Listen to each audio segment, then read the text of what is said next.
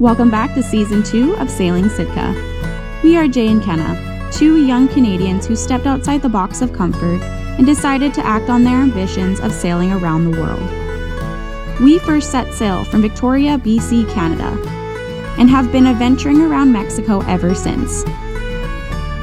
In this season, we'll be sailing on, further south and closer towards our dreams of exploring everywhere the sea touches.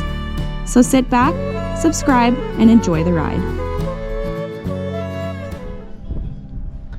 It's blowing today, and we're lucky that we're in Barra, so there's it's only wind chop. It's still pretty crazy out there. Barra is known for its flat, calm lagoon anchorage, but we were warned of wild wind gusts that funneled through once in a while. We've been here a week at this point, and surely enough, a gust that was seemingly getting stronger by the minute found us and Sitka as we bounced our bow into the wind and pulled at our chain. At this point, the wind was gusting into the high 20s, low 30s, and it felt like it was only the beginning. Being at the mercy of Mother Nature can be scary at times, which is why it is important to be prepared for the worst case scenario. Yeah, so it's pretty wild right now. When it is this crazy, we tend to kind of stay aboard and just make sure everything is safe. Do some rounds, check on everything, check our surroundings, and yeah. And thank God we did too, because shortly after this, Sitka began to drag for the first time ever. Are we off? Fuck, we're dragging. It's open!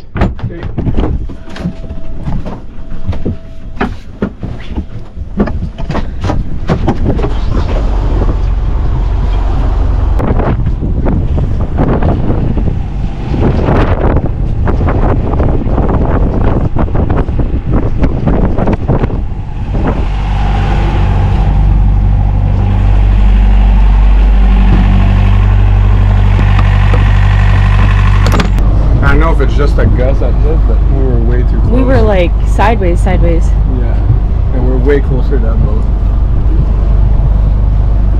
Can you go look at the anchor chain?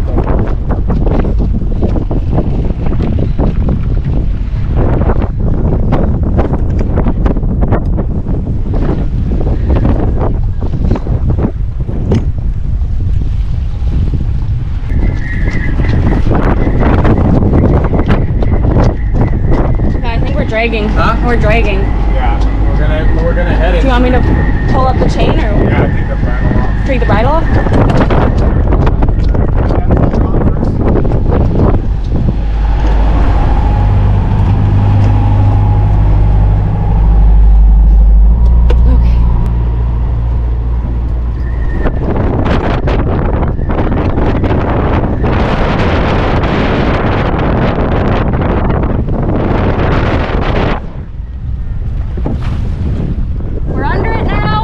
Okay, this was our very first time dragging at anchor. Firstly, in these videos, you'll notice my slight panic. I was always told about dragging and what to do when or if this ever happened to my boat. But when it actually happens, it's quite scary. How we came to believe that we were dragging in the first place was a sort of jolting, uncommon, and sporadic movement that Sitka did. We just knew something was off.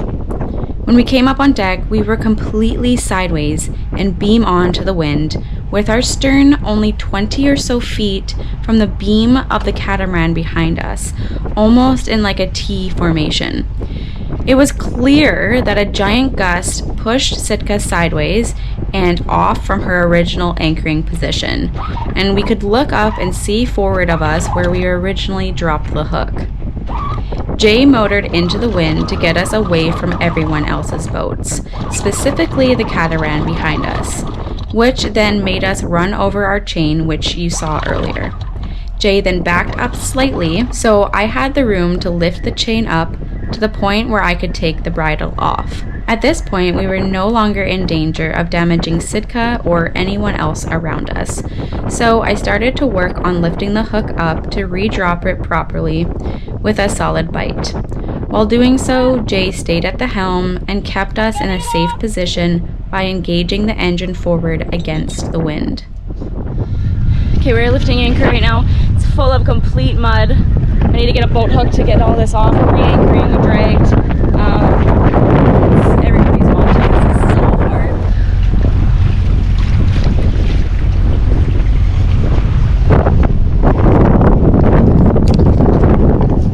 Filming good shots during such action is next to impossible, so we do apologize for the odd angles. But ultimately, we figured out the hook being completely compacted with gooey, wet mud is what unset our Rockna 25 in the first place. The wind gust pulled at our anchor so much that it piled on mud and eventually got so full that it had nothing else to grip onto anymore and ultimately unset itself from beneath us, resulting in Sitka dragging sideways. Jay remained holding this position while I tried my best to get this mud off with a boat hook from the bow of Sitka. 45 minutes go by of me actively getting this mud off with no results.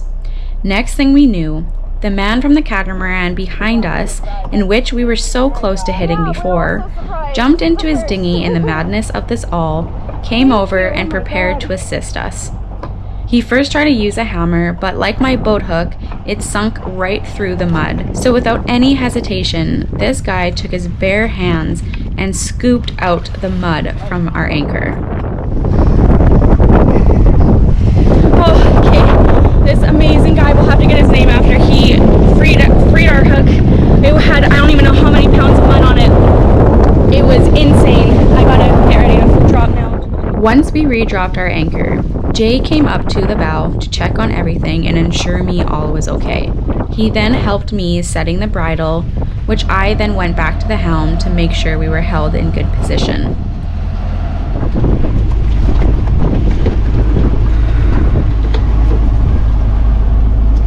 Alright, so right now we just had to re-anchor because we drug, and like it's notorious here for people dragging even though we have like good scope and good chain, because the mud just piles up, and even with the boat hook we couldn't get the mud off. So thanks to our back neighbor here, I don't know his name honestly, but he just came in clutch with like that hammer and with his dinghy and pulled up. And right now we're keeping the engine in neutral, and I'm gonna stay out here until the wind dies, because like I don't want to drag into anybody, and it's like the gusts are insane right now. So yeah, we're gonna keep at the nose, and now there's mud and blood everywhere. So yeah, Kenna did an absolute phenomenal job dealing with this. So, and I was at the helm just basically giving power and steering, because we were going left, right, and center, and when the gusts like powering up, so I think we worked really well together, so that was good. Shitty that I cut my finger putting the bridle on, trying to do it quick because there's so much pressure on the chain and on the windlass that I was scared it was going to rip off the deck. So I had to do it fast, and I chopped myself on the basically the aluminum fittings that are on the furlong. Jesus. So yeah. I'm gonna go show the carnage up forward and bring that bucket up, and just like you can pour a bit more water in it. Pour this.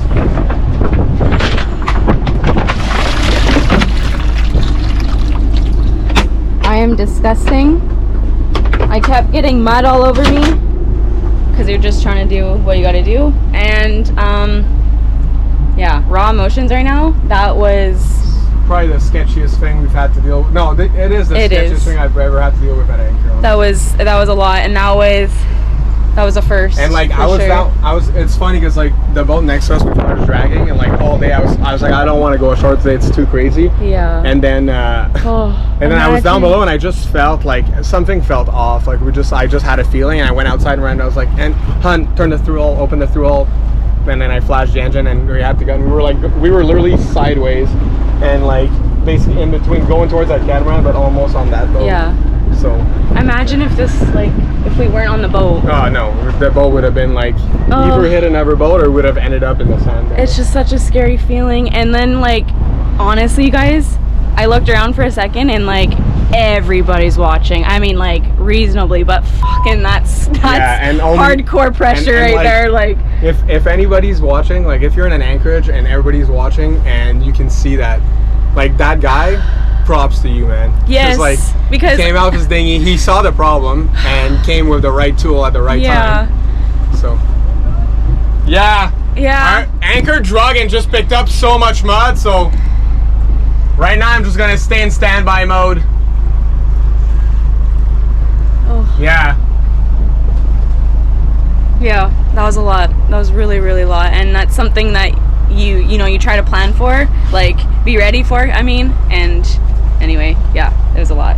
But anyway, I'm gonna go clean up forward because there's blood and mud and God knows what else. Yeah.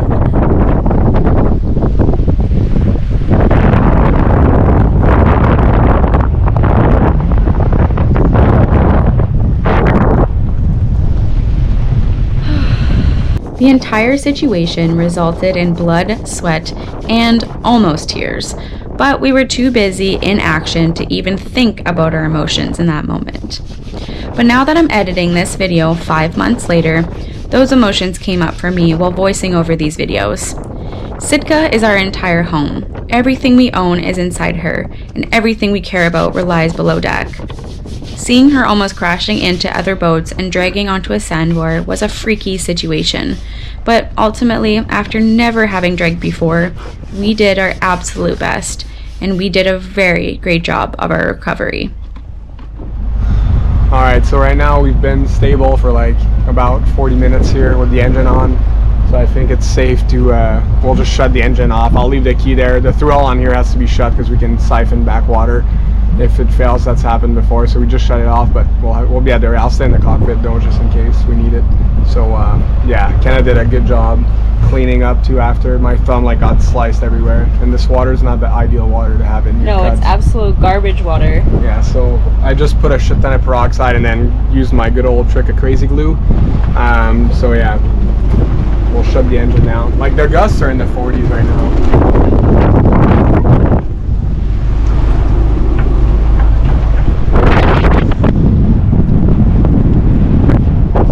All I can say is good thing we trusted our gut and stayed aboard today, let me tell you. To those of you watching, have you ever dragged at anchor? And if so, comment down below and share your experience. It definitely was one of the sketchier times we've had on the hook, but again, I think we handled it pretty well considering the factors. We were pretty shooken up after our dragging situation, but a few days went by and the wind calmed down just enough for us to go on a mini road trip to Playa del Coco with our good friends from Hard Departure. What are we up to now, you may be asking? Well, you know, just one of the best highlights of our entire season, and we are so excited and happy to finally be able to share it with you all. And how's your rainbow? It's delicious. We're gonna go save some turtles, that's why we're here. Release some turtles. They don't need saving. They need release. I'm saving them towards the ocean. Kenna's gonna be saving them towards the ocean. Whatever. Alright, we're approaching the turtle. The turtle gathering. The turtle savings, apparently. We're saving them to the ocean. I had a martini and it was strong. Yeah, you get to hold it. No, you don't. Yeah. Are you serious right now? Up on the side here, let me take a picture of you. Yeah, I'll take a photo. Make the turtle smile. Oh, I love you so much. Oh, I really want to take it home. No, and you can't take it home. Hi, buddy. You're so close to freedom.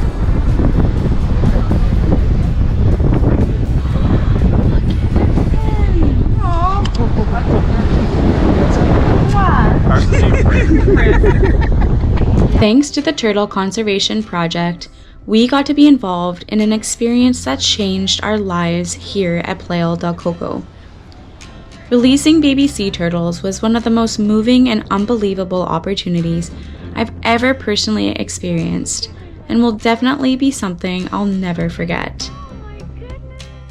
Watching these small but mighty creatures crawl their way towards freedom was an emotional and touching situation to observe.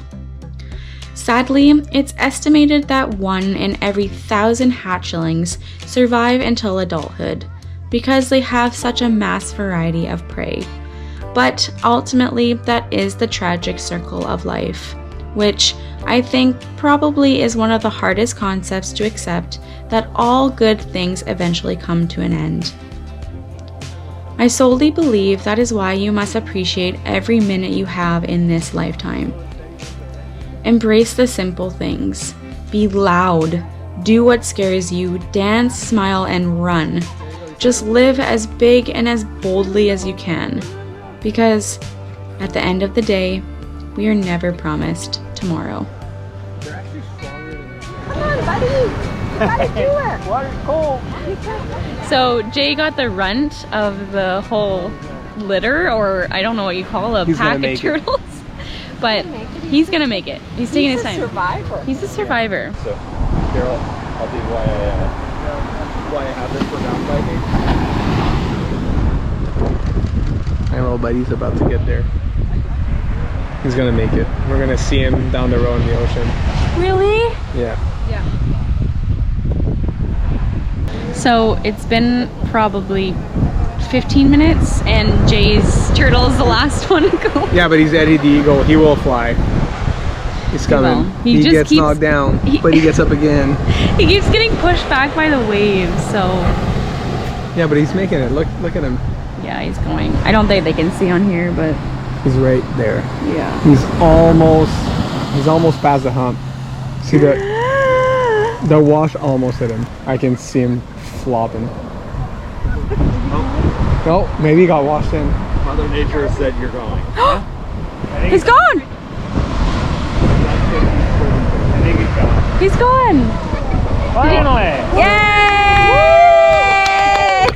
Yay! Farewell, Eddie. We'll see you down the roads. Fair winds and following seas, my friend. When we got home from our turtle shenanigans, we went to our favorite taco spot before hitting the hay for another restful night in Barra. Next week on Sailing Sitka, we get our boat back into ship shape for, you guessed it, yet another pleasant hop down the coast further south. Thank you for watching. Make sure you subscribe if you haven't already, and join the adventure of us two crazy kids in our sailboat named Sitka. Thank you for watching this week's episode of Sailing Sitka. Stick around for more to come. If you enjoyed, please spread the love and let us know. Special thank you to our Patreon members for making these videos possible, as well as helping our dreams come true. See you all next week.